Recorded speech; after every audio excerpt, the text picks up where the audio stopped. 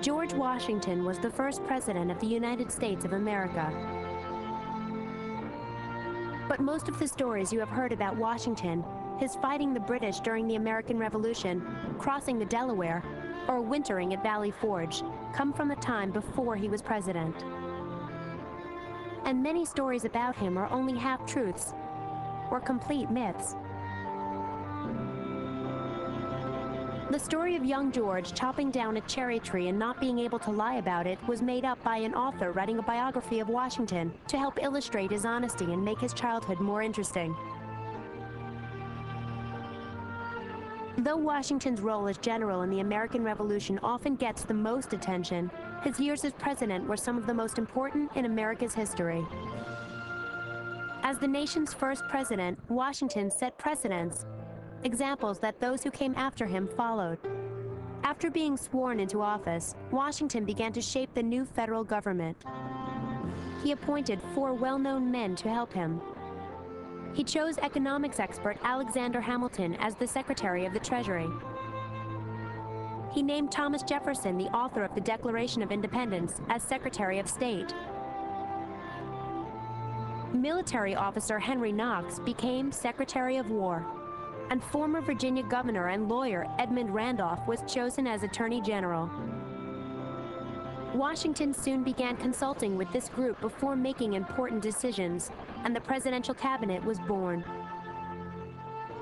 The United States was deeply in debt after the American Revolution. Washington supported plans to set up a national bank system and to pay off all federal and state debts. This decision was unpopular with many people in the southern states. They thought it was unfair because they had already paid off their own wartime debts and felt other states should do the same. But Washington gained the support of the southern states by agreeing to build a new national capital in the South. That capital became Washington, D.C. In 1794, unrest was brewing in many states over a government tax on making whiskey. When farmers and others began rioting against the tax, Washington rode into Pennsylvania with an army of 13,000 men and quickly put down what became known as the Whiskey Rebellion. He showed that armed rebellion would not be tolerated in the American democracy.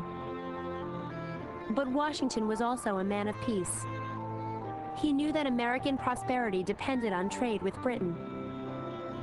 The British bought 3/4 of America's exports and supplied 90% of its imports. So when France went to war against Britain and asked for U.S. support, Washington refused to choose sides and managed to stay out of the war. In his farewell address, Washington urged the leaders who came after him to continue this policy of neutrality with Europe, a policy that remained in place for many decades. After serving 2 terms as president, Washington declined to run for a 3rd term.